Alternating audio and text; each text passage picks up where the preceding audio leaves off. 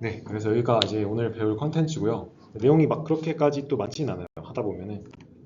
그래서 일단 첫 번째로 인코더 디코더 구조에 대해서 배워야 되는데 이게 왜냐면은 저희가 저번 시간까지 RNN이랑 그 변종인 뭐 LSTM, GRU 이런 거를 배웠던 걸로 알고 있는데 오늘은 거기서 이제 한 단계 더 나아가서 어텐션을 배울 거예요. 근데 그 전에 먼저 인코더 디코더라는 구조에 대해서 먼저 설명을 해야 됩니다. 일단 인코더 디코더가 뭐냐? 사실 생각보다 그렇게 어려운 개념이 아닙니다. 이제 인코더라고 하면 그냥 복잡한 데이터가 들어가는데 거기서 좀 핵심적인 정보, 좀 더 요약된 정보 이런 거를 뽑습니다. 그러니까 압축을 하는 거예요. 이렇게 압축을 해서 좀 더 유용한 정보로 바꾸는 역할을 하는 게 바로 인코더입니다.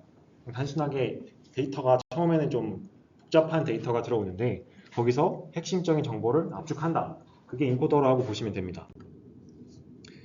그 다음에 이제 디코더는 반대로 그 압축된 정보, 유용한 정보가 이렇게 압축되어 있는 그거를 바탕으로 다시 원래 인풋에 가깝거나 아니면 사람이 이해할 수 있는 형태로 새로 복원하거나 아니면 변환하는 그런 역할을 하는 게 디코더라고 보시면 됩니다.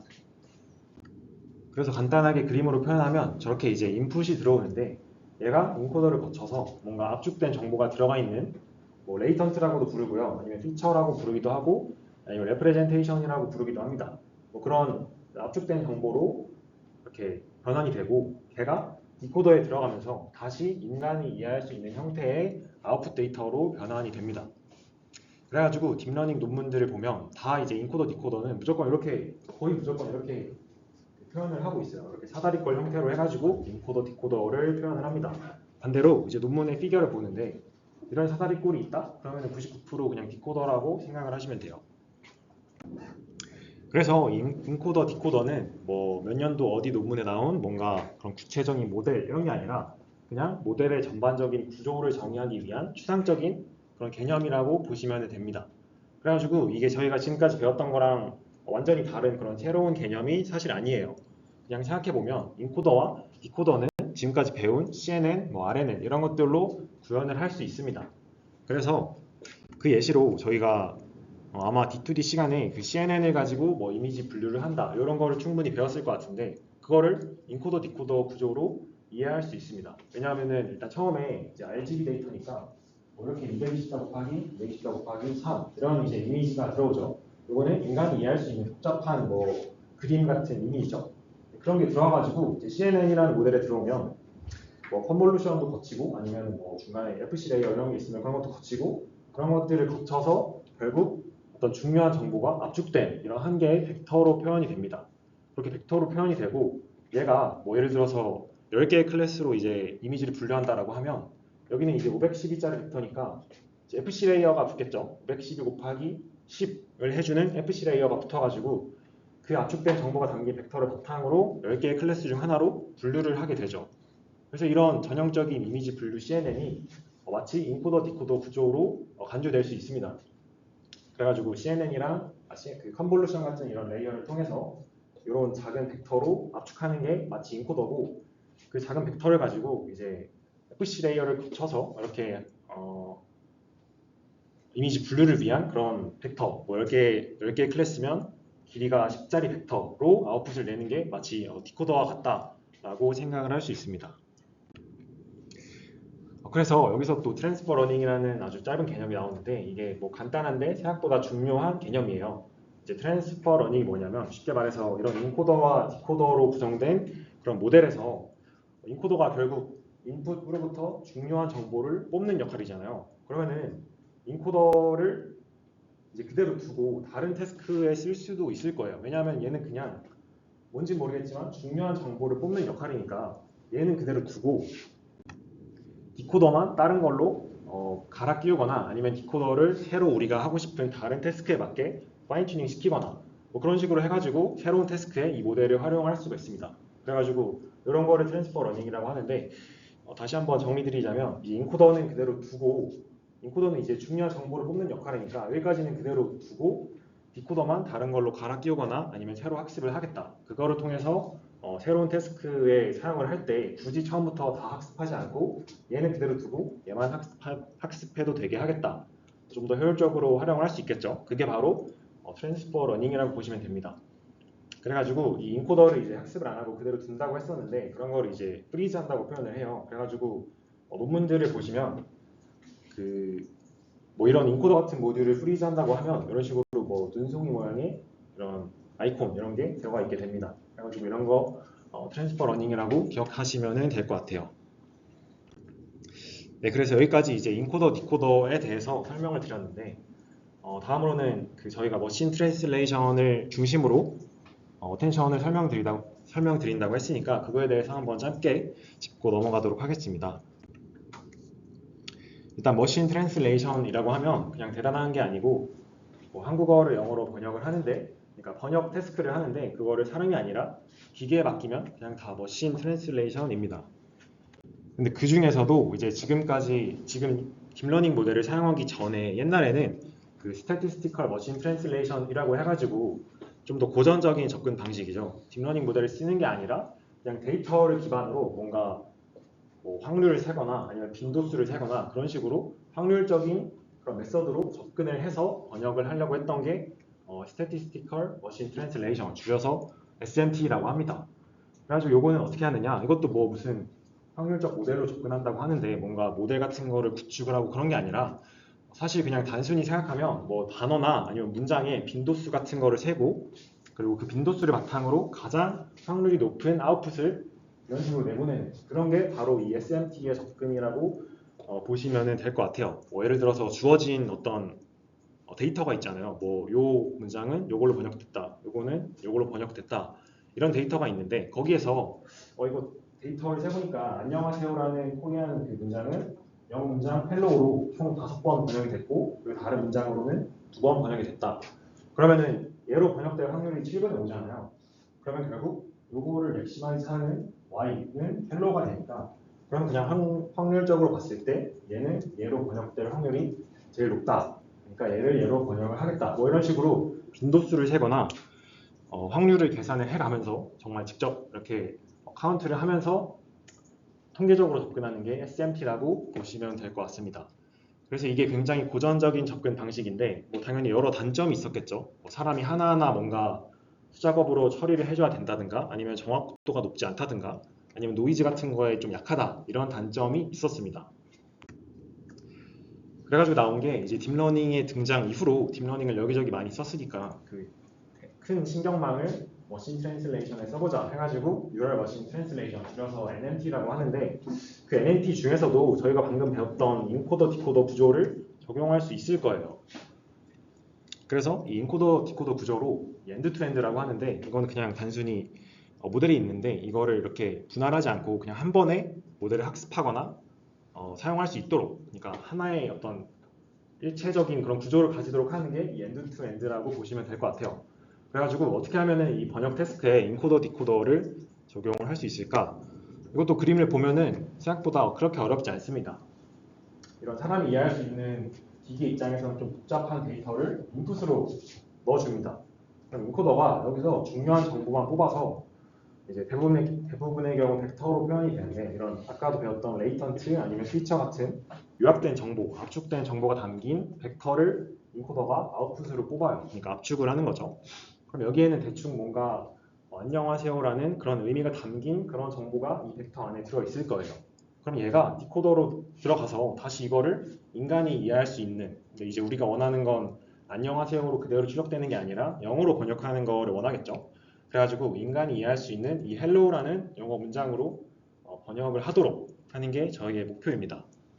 그래서 이런 식으로 인코더 디코더 구조를 번역 태스크에 적용을 할 수가 있습니다. 그게 바로 이제 시퀀스 투 시퀀스라는 이 논문인데 네, 그게 이 논문입니다. 그래서 이 논문 보시면은 여기 되게 유명한 사람도 있는데 윌리엄 스티테버라고 오픈 AI 설립자 중에 한 명이에요. 그래서 이게 되게 그 당시에 뭐 저는 딥러닝 그때 몰랐지만 엄청 각광받았던 그런 모델이라고 합니다. 그래서 그게 바로 시퀀스 투 시퀀스인데 방금 말씀드렸다시피 이런 인코더 디코더로 이루어져 있죠. 근데 이제 인코더 디코더를 어떻게 구현을 했느냐 요거는 저희가 저번 시간에 배운 RNN으로 구성이 되어 있습니다. 그러니까 인코더도 RNN, 디코더도 RNN으로 구성을 하는 거죠. 요거를 좀 더 자세히 살펴보면 일단 나는 행복합니다라는 이 문장을 넣어줘야 되는데 얘를 통째로 넣어줄 수는 없어요. 왜냐하면 RNN도 애초에 데이터를 뭔가 여러 타임스텝에 걸쳐 넣도록 만든 모델이기 때문에 이 문장도 이렇게 잘게 쪼개져서 순차적으로 넣어줘야 합니다. 근데 이 문장을 그냥 단순히 뭐 나는 행복합니다 이런 식으로 글자로 나누기도 좀 그렇고 그렇다고 띄어쓰기로 나누기도 좀 그렇잖아요. 그럼 얘를 어떻게 이렇게 잘게 나눌 수 있을까요? 그 역할을 하는 게 바로 이 토크나이저입니다. 토크나이저는 문장을 그대로 집어넣을 수 없으니까 뭔가 비밀원적인 그런 기준을 잡아가지고 이렇게 여러 토큰으로 토크나이즈 하게 됩니다. 이 토크나이즈 하는 거는 토크나이저마다 달라가지고 뭐 요 토크나이저는 이런 식으로 문장을 잘랐지만 다른 사람이 만든 다른 토크나이저는 뭐 나는을 그냥 하나로 묶을 수도 있고요. 요거는 토크나이저마다 다르다고 보시면 될 것 같아요. 근데 이제 이 자연어를 이렇게 쪼갰다고 해도 얘를 컴퓨터에 그대로 넣을 수는 없잖아요. 그래가지고 얘를 무조건 그 숫자로 변환을 해줘야 되는데 그거를 또 이런 식으로 변환을 합니다. 이것도 이제 일종의 토크나이저마다 정의된 어떤 사전 같은 게 있는데 일단 여기 예시에서 보면 이 토크나이저의 사전에서는 나라는 그 토큰은 23 그리고 느는 34 이렇게 그냥 사전에 정의되어 있다라고 보면 될 것 같아요. 그래서 이렇게 숫자로 변환을 했는데 그럼 요거를 바로 RNN에 넣느냐? 그것도 아닙니다. 왜냐하면은 얘가 그래도 꽤 많은 의미를 담고 있는 하나의 어떤 토큰, 그러니까 뭐 단어라고도 볼 수 있겠죠. 그런 토큰인데 걔를 단순히 그냥 숫자 하나로만 넣으면 이게 제대로 동작할 리가 없겠죠. 그래가지고 이렇게 벡터로 또 따로 만들어가지고 긴 뭐 랭스가 100일 수도 있고 500일 수도 있고 그런 긴 랭스의 벡터를 모델에게 넣어줘야 합니다. 그거는 임베딩 매트릭스에서 그냥 한 번에 딱 그 참조만 하면 되는데 이게 이제 무슨 말이냐면 나라는 글자가 토크나이저를 거쳐서 23이라는 숫자로 변환이 됐는데 그 숫자를 그냥 저희가 배운 행렬에 그 인덱스로 쓰는 거예요. 그래가지고 얘는 23이니까 이것도 이제 사전에 다 학습시켜놓거나 아니면 만들어 두거든요. 그래가지고 여기에 23번째에 있는 그 행에 해당하는 벡터를 가져와가지고 이 나를 넣어줄 때는 그 벡터를 넣어주기만 하면 됩니다. 네, 그래가지고 토크나이저를 거쳐서 이렇게 인덱스로 변환이 되고 얘네들이 임베딩 매트릭스를 참조를 해서 그러니까 저기 써 있는 것처럼 룩업을 해가지고 이렇게 벡터가 인풋으로 들어가게 됩니다. 즉, 이 긴 문장이 토크나이즈 돼서 여러 개의 벡터로 변환이 돼가지고 RNN에 순차적으로 들어간다고 보시면 되겠습니다. 네, 그래서 다시 정리하면 이제 RNN이 이렇게 생겼잖아요. 그래가지고 나가 여기는 생략이 됐지만 벡터로 바뀌어서 들어가고 또 이제 RNN 그 다음 셀이 돼서 또 는이 들어가고 요거를 반복하게 돼요. 그래서 이제 합니다까지 이렇게 인풋으로 들어가면 인코더 RNN에서는 아웃풋이 나오게 되는데 그 아웃풋이 바로 저희가 인코더 디코더 구조에서 아까 봤던 중간 표현 아니면 레이턴트 벡터, 뭐 피처 벡터, 레프레젠테이션 벡터 이렇게 부르는데 걔네가 바로 얘네들의 정보를 다 압축하고 요약하고 있는 그 벡터라고 볼 수 있겠죠. 그래가지고 그 벡터를 가지고 다시 디코딩을 해서 이거를 영어 문장으로 번역을 해야 되니까 걔를 다시 이렇게 그 히든 벡터 형태로 넣어줍니다. 넣어주면 이제 디코더도 똑같은 RNN이잖아요. 그래가지고 얘도 똑같이 어떤 인풋을 받아서 이제 순차적으로 뭐 처음엔 I, 그 다음은 M, 그 다음은 happy 이런 식으로 순차적으로 단어를 뽑으면 되는데 이제 처음에는 토큰으로 이런 이상한 SOS라는 토큰을 넣어주게 돼요. 얘는 그냥 도구일 뿐입니다. 뭐 다른 의미가 담긴 건 아니고요. 그냥 모델한테 너가 이제 요 SOS라는 토큰을 받으면 이제 문장이 이제 시작하니까 첫 번째 단어를 뽑아라. 뭐 그런 의미가 담기도록 그냥 학습한 그런 단순한 이제 토큰이라고 보시면 될 것 같습니다. 그래서 요 SOS가 스타트 오브 시퀀스의 약자인데 그냥 단순히 첫 번째 단어를 뽑기 전에 인풋으로 넣어주는 그런 토큰이라고 보시면 될 것 같아요.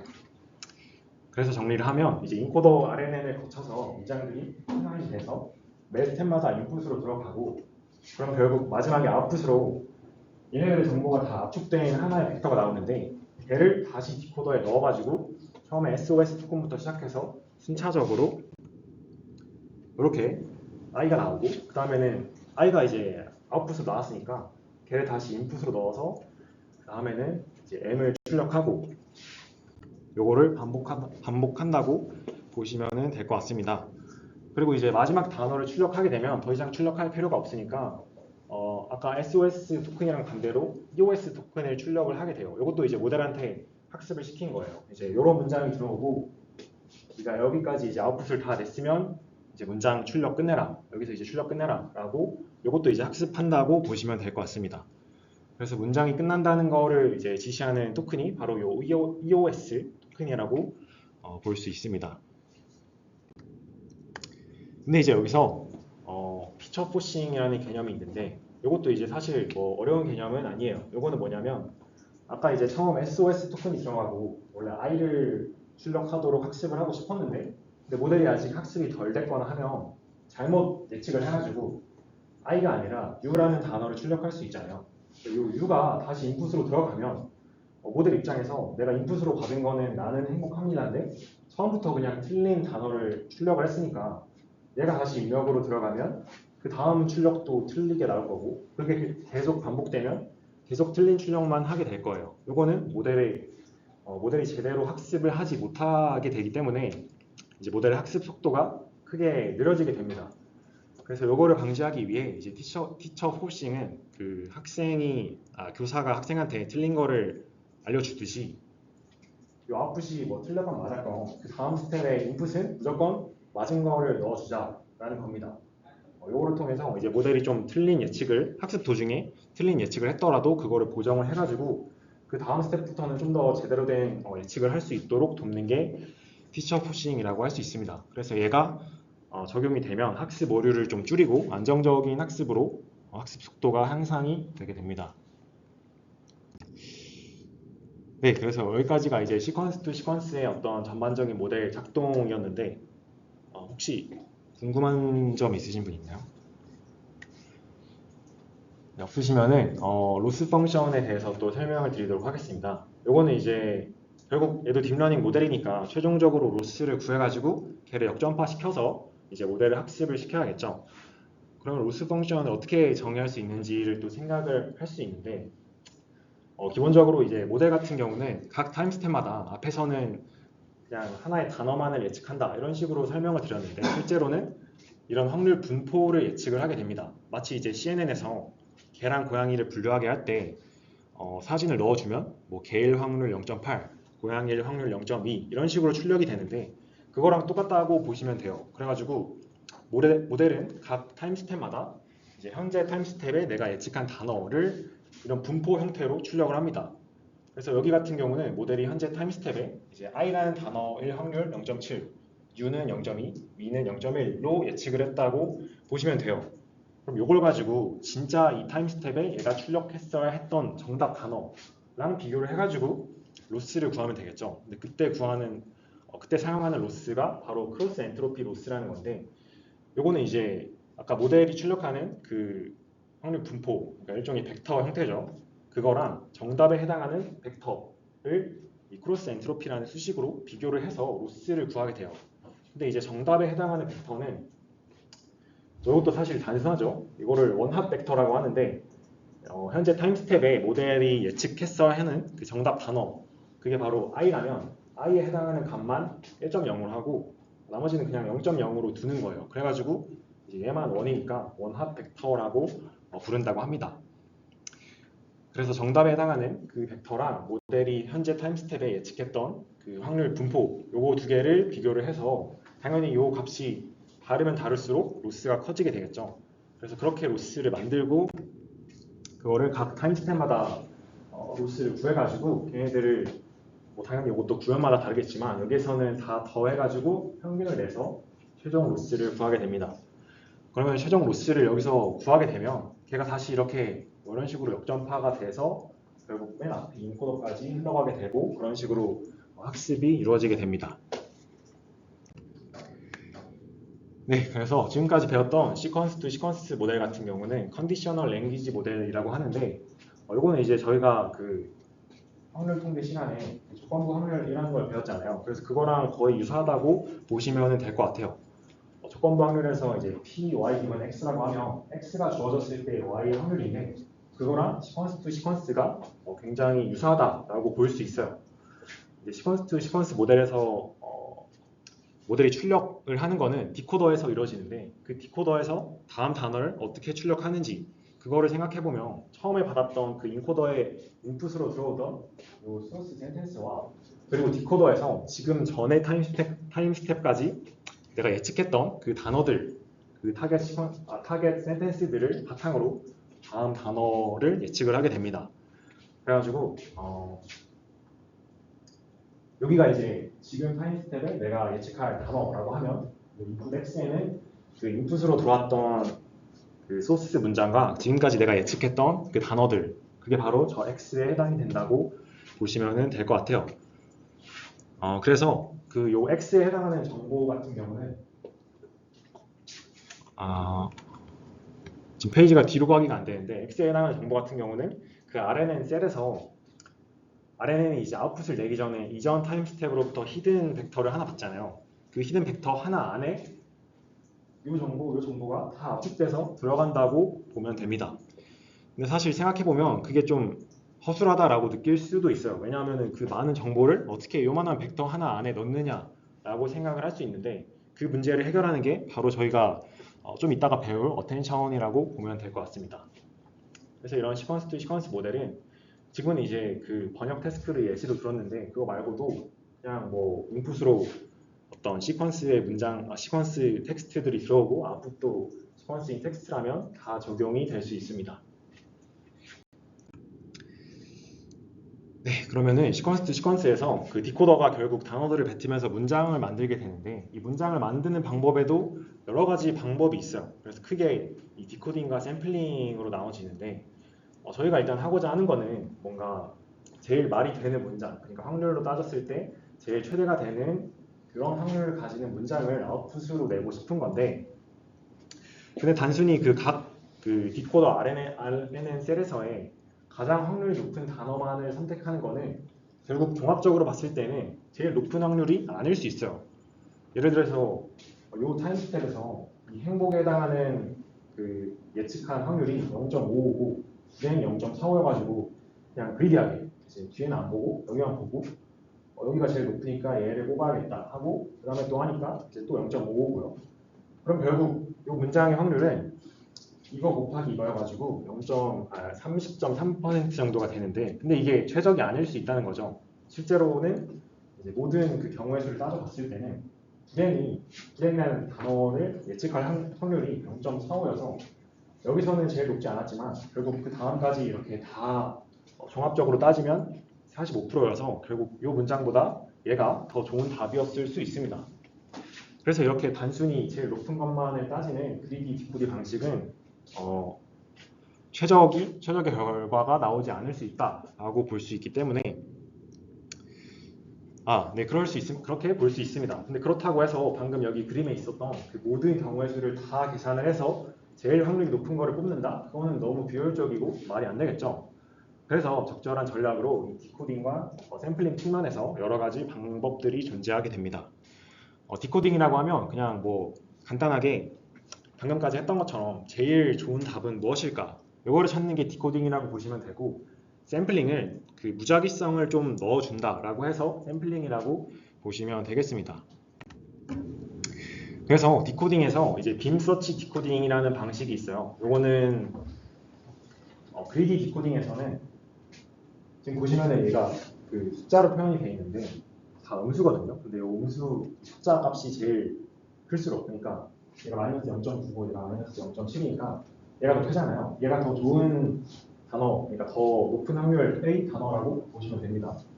그래서 만약에 그리디 디코딩을 한다고 하면 얘가 더 더 높은 확률이니까 얘만 뽑고 그 다음에 또 얘만 뽑고 그런 식으로 하게 되는데 그렇게 하지 않겠다. 그러면 정확하지 않으니까 이 각 타임 스텝마다 하나씩만 뽑는 게 아니라 확률이 제일 높은 K개만큼은 남겨두고 계속 반복을 하겠다. 그게 바로 빔 서치 디코딩이라고 보시면 됩니다. 그래서 여기서는 이제 두 개로 한 것 같은데 네, 두 개네요. 두 개여가지고 일단 처음에는 당연히 두 개밖에 없으니까 얘네들 그대로 두고 다 넣어보는 거예요. 다 넣어보니까 그러면 또 여기서 두 개 나오고 두 개 나오는데 그럼 종합적으로 따졌을 때 이 네 개 중에서 제일 좋은 두 개는 얘랑 얘니까 또 얘랑 얘만을 경우에서 남겨두고 또 다시 인풋으로 넣는 거죠.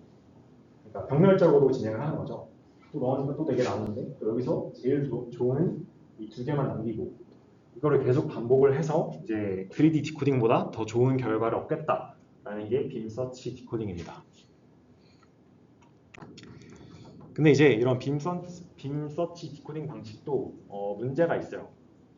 뭐 요약이나 번역 같은 거는 좀 정해진 답이 있고 그 정해진 답에 맞춰서 출력을 할수록 더 좋은 결과라고 할 수 있잖아요. 근데 이제 저희가 GPT랑 대화를 한다던가 뭔가 새로운 글을 뽑는다던가 그런 경우에는 내가 인풋을 넣는데 맨날 뭐 비슷하고 짧은 답만 나오면은 재미가 없겠죠. 그래서 여기서 사용되는 게 샘플링입니다.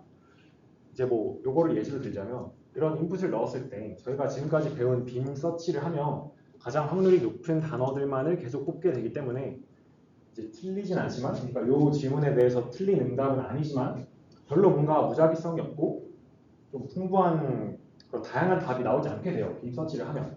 근데 이제 샘플링을 진행을 하면 각 타임스텝마다 제일 높은 것만 고르는 게 아니라 어느 정도 랜덤한 확률을 보장을 해서 좀 더 랜덤한 그런 다양한 토큰들을 그 다음 스텝에 인풋으로 넣어주기 때문에 그러니까 좀 더 다양한 거를 고른다는 얘기죠. 그렇기 때문에 좀 더 이렇게 다양한 답을 내놓을 수 있다. 그게 바로 샘플링이라고 보시면 됩니다. 그래서 샘플링도 이제 저희 2가지가 있는데 첫 번째가 탑 K 샘플링입니다. 이거 같은 경우는 이제 아까 각 타임스텝마다 아웃풋으로 이렇게 단어에 대한 확률 분포가 나온다고 했었잖아요. 근데 그리디 디코딩이라고 하면 얘만 뽑는 거고 그리고 빔 서치면 뭐 제일 높은 몇 개만 뽑는 거고 이런 방식이었는데 탑게이 샘플링은 그렇게 하는 게 아니라 제일 확률이 높은 K개, 뭐 K가 6이라고 한다면 이렇게 6개 중에서 하나를 샘플링하는 거예요. 이렇다는 것은 제일 높은 것만 뽑는 게 아니라 좀 더 다양한 것들을 뽑을 가능성이 유지되기 때문에 더 다양한 아웃풋이 나오게 된다. 그래서 좀 더 많은 결과를 같은 인풋에 대해 좀 더 다양한 아웃풋을 낼 수 있다. 좀 더 랜덤한 아웃풋을 낼 수 있다. 그게 바로 탑K 샘플링이라고 보시면 될 것 같습니다. 그래서 이 템퍼러처라는 그 하이퍼 파라미터를 조절을 해가지고 뭐 템퍼러처가 좀 더 높으면 이제 아웃풋이 나와도 같은 모델의 아웃풋을 넣어도 템퍼러처가 높다고 하면 좀 더 이렇게 평탄화돼가지고 더 다양한 샘플링을 할 수가 있고 템퍼러처가 낮으면 이 확률 분포가 이렇게 안 나오고 높은 애가 훨씬 커지고요. 작은 애가 훨씬 작아져요. 이런 식으로 진행이 되기 때문에 템퍼러처가 낮으면 더 높은 확률의 토큰이 좀 더 나올 확률이 높아지겠죠. 그러니까 덜 랜덤한 결과가 나오게 됩니다. 여기까지가 탑 K 샘플링이었고 마지막으로는 이제 탑 P 샘플링입니다. 요거는 이제 앞에 거랑 거의 비슷한데 앞에서는 이렇게 그 확률 분포를 예측을 하면 그 K개의 높은 단어들 중에서만 하나를 뽑겠다라는 거였는데 탑P 샘플링은 그게 아니라 개수로 따지는 게 아니라 얘네들의 확률을 다 합쳐가지고 이제 얘를 합치고 얘까지 합쳤더니 바로 이제 P 이상이 됐다. 그러면은 얘네 셋 중에서 하나를 샘플링 하겠다. 그런 방식입니다. 이러면 이제 단어들의 확률이 다 뭐 얘가 이렇지 않고 그냥 다 비슷비슷하다고 하면 당연히 더 많은 단어들 중에서 하나를 샘플링을 하게 되고 그게 아니라 어떤 특정한 단어의 확률만 엄청 높다. 그러면 걔만 가지고서도 확률이 P 이상이 될 수 있으니까 좀 더 그 단어만 뽑을 확률이 높아지게 되겠죠. 그래서 탑 K 샘플링보다 조금 더 높은 정확도를 가질 수 있다라고 합니다. 그래서 실제로 여기서 이제 P 값이나 앞에서 봤던 탑 K 샘플링의 K 값이나 아니면 뭐 템퍼러처 이런 값들은 저희가 나중에 그 GPT나 뭐 이런 것들을 실제로 코딩을 해서 뭐 아웃풋을 낼 때 다 조절을 할 수가 있어요. 다 하이퍼 파라미터로서 조절을 할 수가 있습니다. 네, 그래서 여기까지 이제 좀 잡다한 얘기긴 했지만 머신 트랜슬레이션에 대해서 배워봤는데 이제 이런 뉴럴 머신 트랜슬레이션이라는 게 당연히 장점이 있어요. 당연히 이제 SMT보다 훨씬 더 좋은 성능을 낼 수 있고 그리고 엔드-투-엔드 모델이기 때문에 그냥 학습도 쉽고 좀 더 잘 작동한다. 그러니까 여러 개로 이렇게 나눠져 있는 게 아니고 그 모델 하나만 학습을 하면 잘 작동시킬 수 있다. 그리고 세 번째로 뭔가 인간의 어떤 휴리스틱적인 그런 노력이나 아니면 추가적인 보수 작업 필요 없이 그냥 모델만 학습시키고 잘 로스 뭐 이런 것만 줄이고 이런 것만 하면 되니까 뭔가 추가적인 보수 작업이 필요하지 않다. 이런 게 이제 장점에 해당하고요. 근데 뭐 실질적으로는 이게 제일 중요해서 많이 쓰이는 거죠. 근데 이제 단점도 존재합니다. 일단 딥러닝 모델, 모든 딥러닝 모델들의 거의 대부분의 단점이라고도 할 수 있는데, 기본적으로 이제 딥러닝 모델은 블랙박스 형식이라고 해서 그냥 내부에서 뭐 이 뉴런들이 뭐가 활성화되고 숫자가 어떻게 전달되고 이런 것만 알지, 걔네가 왜 그런 식으로 작동을 하는지, 왜 이번 타임 스텝에서는 미가 아니라 i가 나왔는지 이런 것들을 명시적으로 저희가 알 수가 없어요. 그냥 로스를 기반으로 그 로스가 적게 나올 수 있도록 파라미터들을 학습을 시킨 거에 불과하기 때문에 내부가 왜 그렇게 작동하는지 알 수가 없습니다. 그래서 그거를 블랙박스 모델이라고 하고, 내부 작동 원리를 알 수 없다는 거는 다시 말해 이제 잘못된 아웃풋을 자꾸 낼 때 왜 그렇게 나오는지를 모르니까 디버깅도 당연히 힘들 거고요. 그리고 모델이 어떠한 규칙으로 번역을 하는지 이런 것도 전혀 알 수가 없다는 그런 단점이 있습니다. 그리고 추가적으로 그 SMT에 비해서 바이어스의 문제라는 것도 좀 더 심해진다고 하는데, 요거는 뭐냐면 이제 그 시퀀스 투 시퀀스 모델한테 데이터셋을 왕창 넣어가지고 학습을 시키는데, 뭐 예를 들어서 뉴스 기사 같은 거를 넣어서 학습을 한다고 해볼게요. 근데 이제 뉴스 기사에 그 흑인이라는 단어랑 뭐 범죄라는 단어가 상대적으로 더 많이 연관되어 있을 수 있어요. 그런 경우에 그거를 모델한테 넣고 학습을 시키면 모델 입장에서 흑인이랑 범죄가 백인 범죄 그리고 동양인 범죄 이거보다 훨씬 많이 같이 등장하고 연관되네. 그러면은 둘이 비슷한 단어인가 보다 라고 스스로 학습을 할 수 있다 이거죠. 그래서 그런 측면에서 인풋 데이터에 바이어스가 있으면 이제 모델도 좀 그렇게 편향된 방향으로 학습이 될 수 있다. 그런 문제가 있습니다. 그래서 이제 머신 트랜슬레이션 부분은 거의 끝났고, 다음으로 어텐션에 대해서 얘기를 할 텐데, 그 전에 이제 또 약간 잡다하게 그 머신 트랜슬레이션의 매트릭에 대해서 얘기를 하도록 하겠습니다. 매트릭이라는 거는 머신 트랜슬레이션이 얼마나 잘 되는지 평가하기 위한 평가 지표라고 보시면 되는데, 저희가 이제 문장을 번역을 할 때 아니면은 뭐 문장 번역 같은 거를 할 때는 단일한 정답이 사실 존재한다고 보기는 힘들어요. 예를 들어서 hello라는 영어 문장이 들어왔을 때 내가 뭐 안녕하세요일 수도 있고 안녕으로 번역될 수도 있고 하이로 번역될 수도 있죠. 근데 이제 단순히 hello는 무조건 안녕하세요랑만 이제 매칭이 되어야 된다 하면은 모델이 안녕이라는 문장으로 그래도 어느 정도 잘 번역을 했는데 그냥 완전히 틀린 거다라고 그어버릴 수 있겠죠. 그래서 그렇게 하면 안 되기 때문에 좀 더 다양한 측면을 고려하는 그런 매트릭이 실제 머신 트랜슬레이션 태스크에서 사용이 됩니다. 일단 첫 번째는 그 블루 스코어라는 매트릭인데, 이거는 그냥 예시를 보면 될 것 같아요. 이제 모델이 예측한 아웃풋이 이 문장이라고 하고, 그리고 내가 정답으로 일단 매칭시켜 놓은 정답으로 이렇게 써놓은 문장이 이거라고 합시다. 그러면 여기를 지금은 이제 블루 2니까 이 2도 뭐 3일 수도 있고 4일 수도 있고 이것도 조정을 할 수 있거든요. 지금은 2니까 이 문장을 단어 2개씩 묶어가지고 그냥 똑똑똑 떼서 이렇게 리스트에 넣어놔요. 그리고 정답 문장도 마찬가지로 이렇게 하고 이렇게 하고 이렇게 해가지고 이렇게 넣어둡니다. 그 다음에 이제 이 예측, 그러니까 모델이 예측한 아웃풋에서 만든 리스트의 각 요소들을 보면서 얘를 보니까 이 정답 문장에서 만든 리스트에 들어있네? 그럼 패스. 얘도 들어있으니까 패스. 얘는 안 돼있으니까 틀린 거고, 얘도 들어있고, 얘도 들어있으니까 이 블루 스코어는 최종적으로 이제 총 5개 중에 4개가 이 정답 문장 리스트 안에 들어있기 때문에 이럴 경우에 점수는 0.8이다 라고 채점을 하게 됩니다. 이게 좋은 점은 기존에는 뭐 모델이 이렇게 예측을 했는데 답을 요거로만 놨으면 그냥 무조건 틀린 거잖아요. 근데 그냥 틀렸냐 맞았냐만 보는 게 아니라 어느 정도는 맞았다 이런 거를 볼 수 있다라는 장점이 있습니다. 다음으로는 그 루지 스코어라는 건데, 이것도 그 블루랑 거의 비슷해요. 비슷한데 보시면 여기까지 똑같습니다. 여기서는 이제 루지 1이라고 해서 아까는 2여가지고 이렇게 둘씩했는데 지금은 1이니까 그냥 단어만 이렇게 뽑아가지고 넣는다고 보시면 될 것 같아요. 그래서 그렇게 해가지고 이제 모델의 예측으로부터 리스트 만들고 모델의 정답으로부터 리스트를 만드는데, 여기까지도 똑같죠. 여기도 보면은 다 들어있으니까 이 스코어는 1이 됩니다. 6분의 6이니까 1이 되고, 근데 이것만 보는 게 아니라 얘 입장에서도 보자 이거예요. 그래서 얘가 내가 예측하는 그 리스트 안에 들어있나? 이걸 다 보면서 하나가 들어있지 않으니까 여기서는 7분의 6이다 라고 표현을 합니다. 그래가지고 여기서 구한 그 값, 그러니까 1.0을 프리시전으로 보고, 그리고 여기서 구한 값 7분의 6을 리컬로 봐가지고 요거 둘 다 고려를 하겠다라는 게 루지 스코어라고 보시면 될 것 같아요. 그리고 프리시전이랑 리컬은 뭐 루지에서만 등장하는 건 아니고 다른 뭐 통계 이런 데서도 다 등장하는 개념인데, 이제 뭐 많이들 아시겠지만 프리시전 같은 경우는 내가 정답이라고 예측한 거, 그러니까 내가 예측한 거 중에서 실제 정답인 거의 비율을 프리시전이라고 주로 일컫고요. 그리고 반대로 실제 정답인 거 중에서 내가 예측한 거의 비율, 그거를 리컬이라고 일컫습니다. 그래가지고 여기 같은 경우는 이 프리시전은 내가 정답이라고 예측한 그 원그램들 중에서 실제로 정답인 것들을 따진 게 프리시전이고, 반대로 실제 정답인 것 중에서 내가 예측한 거, 이게 리컬이죠. 그래서 이 두 가지를 가지고 종합적으로 점수를 판단하는 게 루지 스코어입니다.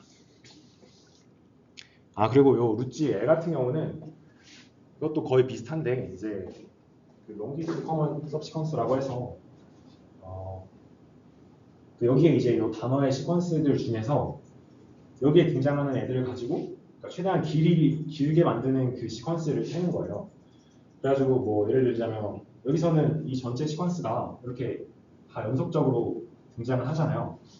그럼 여기서의 이 롱기스트 커먼 서브시퀀스는 총 n스가 이제 6이 되는데, 정답의 시퀀스는 이제 7이 되죠. 그러면 이제 7분의 6 해가지고 뭐 그 점수를 내는 게 루지 L이라고 합니다.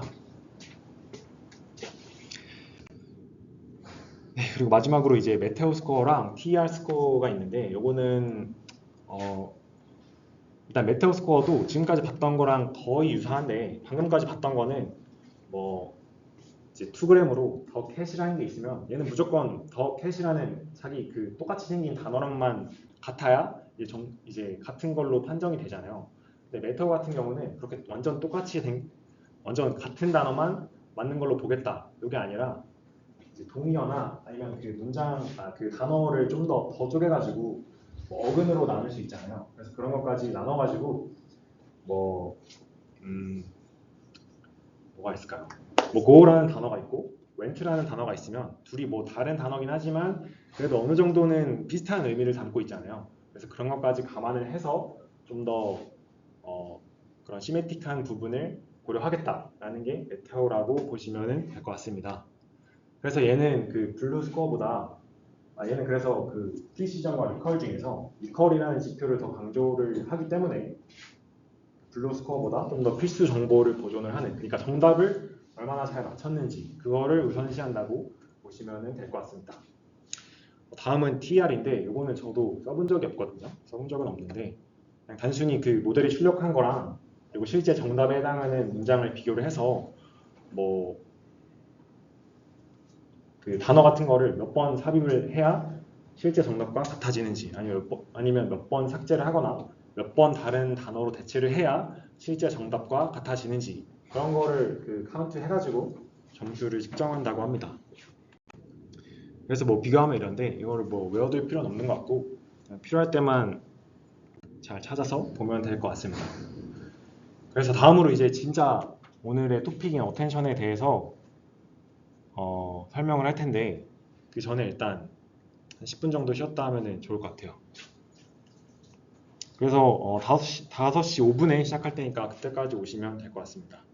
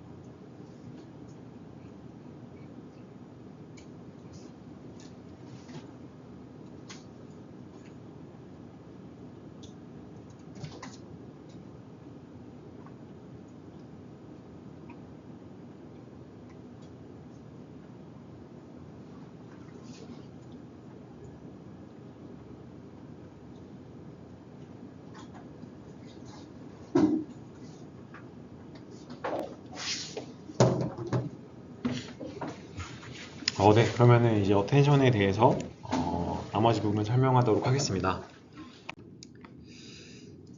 일단 저희가 지금까지 시퀀스 투 시퀀스라는 되게 괜찮아 보이는 모델을 배웠는데, 근데 사실 이것도 단점이 크게 두 가지가 있어요. 일단 첫 번째는 기본적으로 인코더 디코더가 다 RNN으로 이루어져 있기 때문에 뭐 리니어 인터랙션 디스턴스라는 저런 용어의 단점이 있는데, 요거는 이제 간단합니다. 일단 RNN이니까 인풋으로 여러 단어가 이렇게 계속 들어오고, 그러니까 여러 타임 스텝 동안 들어오고, 아웃풋도 마찬가지로 이렇게 스타트 토큰부터 시작을 해가지고 아웃풋으로 계속 여러 타임 스텝 동안 작동을 하게 되는데, 이럴 경우에는 일단 기본적으로 그레디언트 베니싱이라는 문제가 발생을 해요. 이거는 뭐냐면 모델이 이제 아웃풋을 끝까지 내고 로스를 뽑아가지고 거기서 이제 이렇게 역전파를 하는 방식인데, 여기서 그 로스가 들어오는 맨 끝단 부분까지 너무 기니까 그 처음에는 그레디언트가 되게 괜찮게 계산이 됐을 수 있더라도 계속 그레디언트가 이제 그 역전파 방식에 의해서 깎이게 되면서 여기서는 그레디언트가 거의 뭐 0에 가깝게 작아질 수 있다, 그레디언트가 사라질 수 있다, 이런 문제가 있습니다. 자, 그런 단점이 있고, 그리고 두 번째로는 정보의 손실이 발생할 수밖에 없어요. 이건 아까도 한번 언급을 드렸었는데, 인풋 센텐스가 들어오면 그 정보가 다 이제 압축이 되고 돼가지고 꼴랑 여기 벡터 하나에 압축이 되는데, 당연히 이제 문장이 여기서는 짧아서 괜찮은데 엄청 여기까지 굉장히 긴 문장이면 그게 고작 벡터 하나에 압축되기는 힘들겠죠. 그러니까 처음에 들어갔던 단어의 정보가 점점 사라지고 뭐 여기에 있는 단어들의 정보만 좀 많이 담기게 될 겁니다. 그래서 이런 문제가 이 시퀀스 투 시퀀스 모델에서 발생하게 됩니다. 그리고 두 번째로 시퀀스 투 시퀀스는 RNN 기반이기 때문에 병렬화가 불가능합니다. 병렬화가 불가능하다는 거는 그 무조건 순차적으로 작동을 해야 된다라는 건데, 뭐 예를 들자면 이제 그 RNN에서는 다음 셀의 인풋으로 그 전 셀의 아웃풋 아니면 뭐 히든 벡터 이런 거를 그 다음 셀의 인풋으로 이렇게 넣어주게 되잖아요. 그렇기 때문에 그 다음 셀의 계산을 하려면 반드시 그 전의 셀의 그 히든 벡터 계산이 무조건 끝나야 된다. 그래서 과거의 히든 스테이트가 계산되지 않는 한 미래의 히든 스테이트를 계산할 수 없다. 그래서 무조건 이렇게 직렬적으로 이루어져야 되지 병렬적으로 계산이 이루어질 수 없다라는 단점이 있습니다. 근데 이럴 경우는 당연히 컴퓨터는 GPU들은 병렬 계산을 잘하는데, 여기서는 병렬적으로 계산을 할 수가 없으니까 당연히 코스트에 문제가 발생하게 됩니다. 그래서 그거를 해결할 수 있는 게 바로 어텐션인데, 그러면 어떻게 해결할 수 있을지를 한번 생각을 해보도록 합시다. 일단 정보의 손실이라는 문제가 발생한다고 했잖아요. 그래서 이거를 극복하기 위해서는 일단 첫 번째로 드는 생각은 이 디코더한테 기존에는 꼴랑 이 벡터 하나만 싹 넣어주고 나머지는 그냥 이거 넣어주고 걔를 또 여기로 넣어주고 이렇게 하니까 정보가 완전 손실된다라는 문제가 있었는데, 그러면은 이 디코더의 이 인풋으로 그냥 얘네만 넣어주지 말고 이 인코더에 이 정보를 어느 정도 담고 있는 무언가를 그냥 명시적으로 바로 이렇게 연결을 해서, 그러니까 일종의 지름길을 만들어가지고 쇼컷을 만들어가지고 넣어주자, 이거를 통해서 정보의 손실을 방지하자, 뭐 이런 생각을 할 수 있습니다. 그럼 이제 어떤 거를 넣어줄 수 있을지를 고민을 하게 되는데, 일단 첫 번째로 단순하게 그 얘네가 다 압축되어 있는 뭐 하나 작은 벡터 얘를 그냥 여기로만 넣어주지 말고 여기도 넣어주고 여기도 넣어주고, 그러니까 모든 타임 스텝, 이 뒤에 있는 타임 스텝에서도 얘 정보를 크게 잃지 않을 수 있도록 여기서 이렇게 그 숏컷을 해서 넣어주자, 뭐 이런 방법이 있습니다. 근데 이제 이럴 경우에는 근본적인 문제는 해결이 안 돼요. 왜냐하면은 이 모든 정보가 그냥 다 종합해가지고 꼴랑 여기 한 개에 담겨 있다라는 그런 문제가 발생할 수밖에 없습니다. 그럼 두 번째로 얘네들 다 하나로 모은 이 녀석을 넣어주지 말고 그냥 요 각각의 각 타임 스텝에서 나왔던 그 있는 스테이트들을 다 저장을 해두고 기억을 한 다음에 얘 거는 얘가 첫 번째 인풋이니까 첫 번째 인풋 만들 때 넣어주고 두 번째는 두 번째에 넣어주고 이렇게 하면 되지 않을까 할 수 있는데, 이것도 사실 말이 안 됩니다. 왜냐하면은 이 인풋의 랭스와 아웃풋의 랭스가 같다는 보장도 없고요. 그리고 이 두 번째 토큰이 그 시멘틱한 의미가 무조건 이제 이 두 번째 토큰에 담긴다. 그러니까 얘랑 얘가 반드시 매칭된다 라는 보장도 당연히 없습니다. 그래서 이것도 좋은 해결책이 아니고요.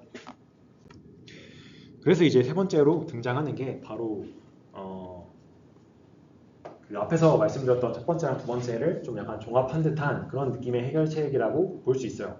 그게 뭐냐면 단순히 얘네들이 다 압축되어 있는 얘만 가져와가지고 넣어주지는 말자. 그러니까 얘네 각각의 그 히든 스테이트들을 뭔가 반영을 하긴 할 건데 단순히 첫 번째 거를 첫 번째한테 주고 두 번째 거를 두 번째한테 주고 이런 식으로 하지 말고 얘네들을 잘 어떻게 뭔가 중요도라는 걸 잘 반영을 해서 이제 웨이티드 썸을 해요. 벡터들을 웨이티드 썸해서 새로운 벡터를 만들고 그 새로운 벡터를 여기에 넣어주자라는 그런 방법론입니다. 그래가지고 이제 첫 번째 타임 스텝에 i라는 단어를 예측하기 전에 뭐 어떻게 해야 하는지는 아직은 잘 모르겠지만 각각의 히든 스테이트들 중에서 중요한 부분에 pay attention 하자, 관심을 두자라고 해가지고 어텐션 방법론이라고 부릅니다. 그래서 현재 타임 스텝에서 중요도를 뭐 어떻게든 구해요. 그러니까 나라는 단어에서 나오는 히든 스테이트의 중요도 이만큼 구하고 얘도 구하고 다 구해가지고 얘가 제일 중요하니까 얘네들을 웨이티드 썸 할 때 얘 웨이트를 이만큼 크게 주고 나머지는 이만큼 주고 이만큼 주고 그러니까 요거를 반영을 해서 웨이티드 썸을 해서 벡터를 만들어서 걔를 여기에 넣어주자. 그걸 함으로써 요 i라는 단어를 뽑을 때 더 중요한 단어에 해당하는 히든 스테이트에 더 많이 그 웨이트를 두자라는 게 바로 어텐션입니다. 네, 그래서 다시 한번 이제 구조를 또 좀 더 깊게 살펴볼 건데 일단 요 S1 같은 경우는 요 이전 스테이트에서의 히든 스테이트를 받아서 그러니까 여기서의 그 히든 스테이트라고 하면 얘네들이 압축되어 있는 하나의 벡터라고 할 수 있겠죠. L가 들어가고 그리고 스타트 토큰 인풋으로 SOS가 들어가서 나온 현재의 히든 스테이트이에요. 그래서 이 현재의 히든 스테이트 S1을 가지고 뭔가 연산을 해서 아웃풋으로 i라는 단어를 내게 됩니다. 근데 이제 그거를 할 때 그냥 기존처럼 하면은 정보 다 날아가니까 그렇게 하지 말고 요 히든 스테이트에 대한 지금 내가 뽑고 싶은 아웃풋이 있는데 지금 내가 뭔가 중요도를 얘네들에 대한 중요도를 구해가지고 어텐션 스코어를 뽑아서 그걸로 얘네들을 웨이티드 썸하고 그거를 가져와서 뭔가 종합해서 아웃풋을 내면 되겠죠.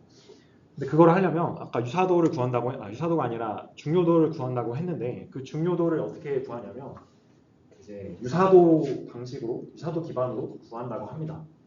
이게 이제 무슨 말이냐? 다시 말해 S1과 H1이 유사하면 그러면 H1이 그만큼 더 중요하다.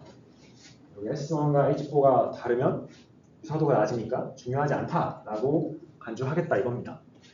그래서 그런 방식으로 구한 게 바로 어텐션 스코어인데 그럼 이제 벡터와 벡터의 유사도를 구하면 되는데 그 유사도를 구하는 방식도 뭐 여러 가지가 있겠죠. 대표적인 게 바로 그냥 벡터 내적 닷 프로덕트라고 할 수 있습니다.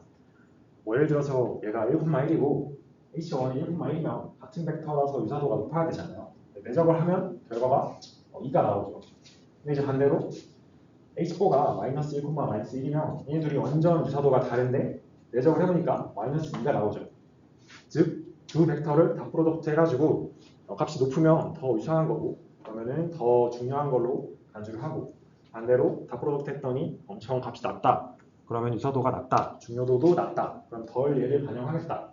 라고 보시면 됩니다.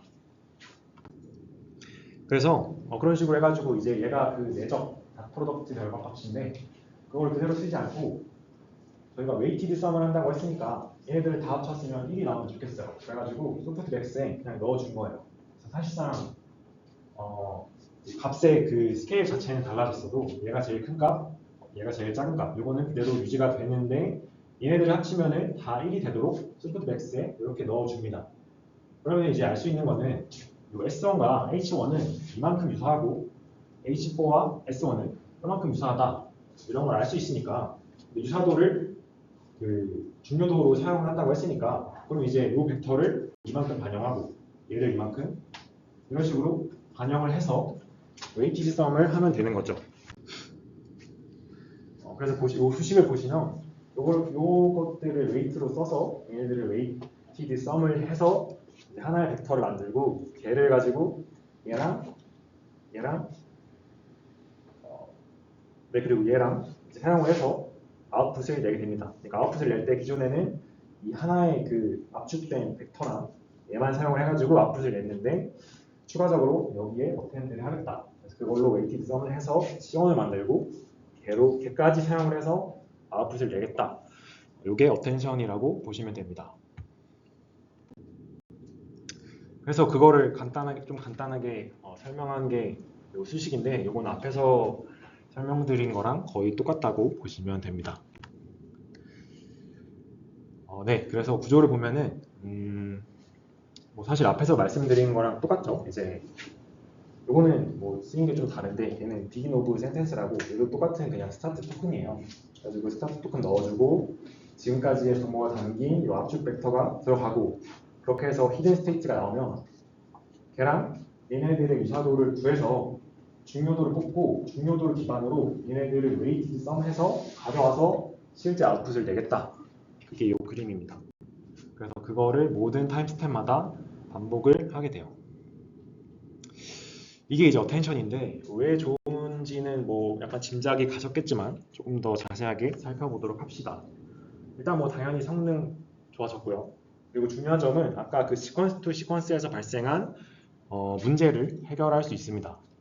아까 이제 꼴랑 하나의 벡터만을 사용을 하기 때문에 정보가 손실된다라고 말씀을 드렸는데 방금 그 그림에서는 그 인풋으로 들어온 모든 타임스텝에서 사용됐던 그 히든 스테이트들을 그 유사도를 잘 구해서 잘 종합을 해서 벡터로 추가적으로 넣어주잖아요. 그렇기 때문에 정보의 손실이 훨씬 덜하다라는 단점이 첫 번째 있고요. 그리고 두 번째로는 그 RNN을 사용을 했기 때문에 이제 그레디언트가 긴 타임스텝을 거치면서 결국 많이 깎인다, 베니싱 된다라고 말씀을 드렸는데 그 문제도 해결을 할 수 있습니다. 왜냐하면은 기존에는 로스가 디코더의 맨 끝에서 시작해가지고 인코더를 이렇게 길게 가야 되는데 어텐션을 사용하면 디코더의 아웃풋을 낼 때 인코더의 히든 스테이트를 참조하게 되잖아요. 참조하게 된다는 건 계산할 때 사용한다는 소리고 그렇다는 건 그 길로 그레디언트가 이렇게 지름길로 흐를 수 있다. 그러니까 기존에는 디코더를 다 거치고 인코더를 또 다 거쳐야 이제 갈 수 있었는데 그레디언트가 근데 이제 그 인코더에서 디코더로 이어지는 그 어텐션이라는 길이 생기니까 거기로 한 번에 그레디언트가 전달될 수 있습니다. 그래서 그레디언트 베니싱 문제도 해결을 할 수가 있어요. 그리고 요거는 뭐 그냥 잡다한 장점인데 이제 어텐션의 작동 원리가 사람이 실제로 번역을 하는 거랑 좀 유사하다고 볼 수 있어요. 사람이 이제 긴 문장을 번역한다고 하면 이거를 쫙 읽고 그냥 덮어놓고 머릿속으로 기억만 해가지고 번역을 하지 않잖아요. 그게 아니라 문장이 길면 이제 첫 번째 단어 번역하고 그랬다가 다시 앞으로 돌아가서 중요한 단어 좀 보고 그 다음 단어 쓰고 이런 식으로 하는데 이게 바로 어텐션의 작동 원리와 굉장히 비슷하다라고 말씀드릴 수 있습니다. 그리고 또 마지막 중요한 점으로 이제 인터프레터빌리티라는 걸 제공해 주는데 이게 이제 뭐냐면 아까 그 딥러닝 모델의 대부분의 딥러닝 모델의 단점으로 블랙박스라는 단점이 있다라고 했어요. 그래서 블랙박스라는 거는 내부가 왜 이렇게 작동을 하는지 어떻게 작동하는지 이런 거를 알 수가 없고 그냥 단순 아웃풋만 최종 아웃풋만 알 수 있다. 이게 이제 기존의 단점이었는데 어텐션을 사용함으로써 그 외 중간에 그런 어텐션을 하면 유사도를 구하게 되고 그러면은 관련성 그러니까 그 유사도를 구하게 돼서 어떤 인코더 히든 스테이트에 집중을 했는지 그거를 이제 알 수가 있잖아요. 그렇기 때문에 왜 그렇게 유사도가 나왔는지는 알 수 없어도 그래도 이 단어를 아웃풋으로 낼 때는 인풋에 이 단어에 더 많은 웨이트를 뒀구나, 더 많이 어텐드를 했구나 라는 거를 알 수 있습니다. 그래서 그림으로 설명하면 편한데 이게 이제 어텐션을 나타낸 그림이라고 보시면 되고 이게 이제 하얀색일수록 그 어텐션 스코어, 그러니까 유사도가 더 높다 보시면 되고 검정색은 0에 가깝다고 보시면 돼요. 그래서 이 태스크에서 이 영어를 프랑스어로 번역을 하는데 그러니까 얘가 인풋이고 얘가 아웃풋이죠. 아웃풋으로 지금은 화질이 좀 깨져서 안 보이는데 이 단어를 아웃풋으로 낼 때 이 인풋 단어들에 대해서 어떻게 어텐션을 했는지 이렇게 확인할 수 있어요. 근데 보시면은 나머지는 거의 다 0이고 이 이코노믹이라는 단어에 대해서 어텐션 스코어가 굉장히 높죠. 다시 말해 모델이 요거를 출력할 때 이 인풋 단어들 중에서 이코노믹의 히든 스테이트에 대해서 더 많은 어텐션 스코어를 뒀다. 뭐 0.9, 0.8 이런 식으로 더 많은 스코어를 뒀다는 것인데 그게 이제 굉장히 리즈너블하죠. 왜냐하면은 지금 단어를 보시면 제가 프랑스어는 모르지만 이게 누가 봐도 이코노믹이랑 관련된 단어거든요.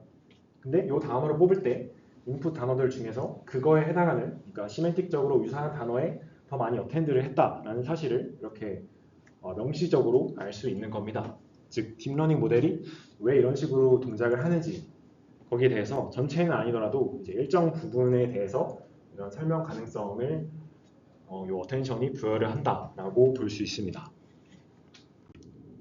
그래서 이게 이제 지금까지는 NLP 번역 태스크에 대해서만 말씀을 드렸지만 나중에는 이 어텐션을 사용한 트랜스포머라는 애가 컴퓨터 비전에도 사용이 되거든요. 그래서 보시면은 거기서도 똑같이 뭐 이미지의 각 부분에 어텐드를 하고 뭐 그런 게 있는데 그것도 이제 시각화를 하면 이 인풋을 줬을 때 당연히 모델 입장에서 강아지한테 이 어텐드를 하는 걸 원하겠죠.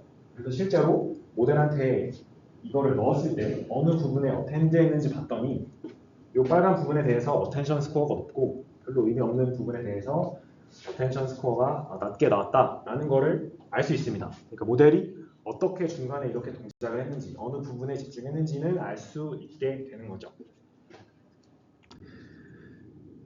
네, 그러면은 지금까지 어텐션 구조에 대해서 살펴봤는데 지금까지는 다 그 시퀀스 투 시퀀스 그러니까 RNN의 구조까지 합쳐가지고 어텐션을 봤거든요. 근데 이제 RNN 그냥 다 일단 제외를 하고 어텐션 부분에만 집중을 해보도록 할게요. 그래서 RNN 같은 경우는 얘네들이 뭐 순차적으로 들어가서 뭐가 나가고 이런 게 있는데 그게 아니라 그냥 얘가 얘네들한테 참조를 해가지고 유사도를 구해서 얘를 가져와서 다음 단어를 만든다.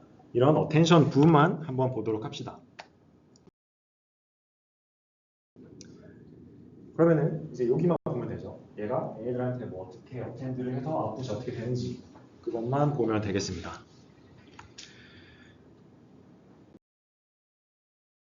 근데 이 구조가 마치 데이터베이스의 구조와 비슷하다고 볼 수 있어요. 이제 여기서는 이 벡터를 쿼리로 표현을 하게 되고 얘들을 키와 밸류로 표현을 하게 되는데 이게 이제 왜 그랬냐면 데이터베이스의 구조와 굉장히 유사하기 때문이에요. 이제 데이터베이스 같은 경우는 기본적으로 어떻게 동작을 하냐면 이제 DB한테 데이터베이스한테 쿼리를 날려가지고 그 쿼리에 맞는 데이터 각 로, 행이 다 데이터거든요. 이 데이터 중에서 뭔가를 줘야 되는데 이걸 어떻게 주냐? 이 쿼리를 보고 얘에 해당하는 애들을 이 키를 기준으로 찾아서 걔네들의 밸류를 주게 돼요. 그러니까 예를 들어서 이 키가 이제 직업이라고 합시다. 그러면 얘는 학생, 뭐 교사, 뭐 군인 이런 게 있고 이 밸류는 나이라고 할게요. 뭐 20, 15, 30 이런 식으로 있는데 쿼리가 직업이 학생인 애들의 나이를 줘 하면은 직업이 학생인 애들을 먼저 찾아야 되잖아요. 그래가지고 직업이 학생인 애들을 찾습니다. 그렇게 찾고 걔네들의 나이를 주라고 했으니까 이 밸류, 나이를 주는 거죠. 그게 이제 데이터베이스의 구조였는데 이러한 쿼리 키 밸류로 동작을 하는 데이터베이스랑 그 어텐션이랑 굉장히 유사하다라고 볼 수가 있어요. 왜냐하면은 어텐션도 보면은 얘가 일종의 쿼리 역할이라고 할 수 있잖아요.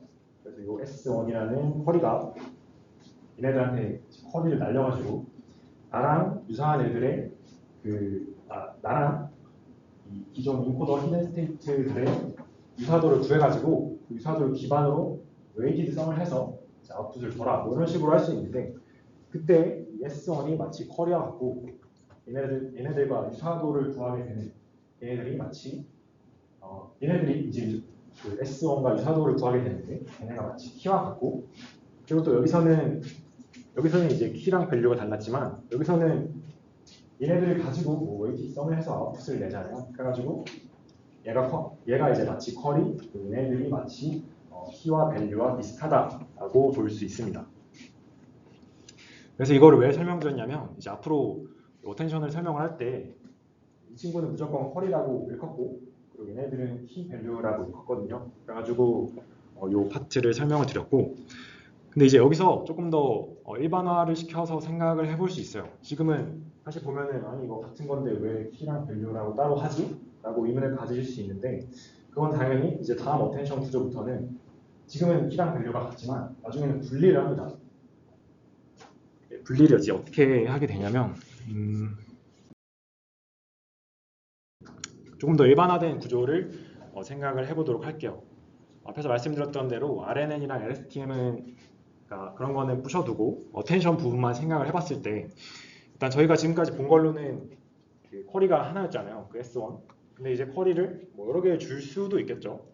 쿼리를 여러 개 줄 수 있고 그리고 생각을 해보면 방금 봤던 그 키와 밸류에 해당하는 애들은 결국 인풋 문장으로부터 나온 애들이잖아요. 그러니까 인풋 문장이 이렇게 시퀀셜하게 들어오면서 키이자 키이자 밸류인 벡터들을 만들었다고 볼 수 있는데 그거를 조금 더 일반화시켜가지고 인풋 문장이 여러 단어들로 이루어지니까 그리고 그 각 단어는 하나의 벡터를 이루고 있으니까 여러 개의 벡터를 이루게 되고 그럼 결국 인풋을 그냥 x라는 행렬이라고 볼 수 있어요. 그리고 그 행렬로부터 키와 밸류를 만들게 되는데 앞에서는 키와 밸류가 같은 벡터들이 키와 밸류였지만 다르게 만들 수도 있겠죠. 일반화를 하면. 그래서 인풋 벡터 x로부터 그냥 적당히 이제 그 모델의 파라미터를 구성하는 행렬 WK를 만들어가지고 얘네 둘을 행렬 곱해서 이렇게 키 벡터들에 해당하는 행렬을 뽑을 수 있습니다. 이제 왜 행렬이냐면 키 벡터도 당연히 여러 개니까 벡터 여러 개로 이루어져서 K라는 행렬이 나와요. 마찬가지 방식으로 이번에는 다른 매트릭스의 X를 곱해줘가지고 여러 개의 여러 개의 밸류 벡터를 뽑을 수 있습니다.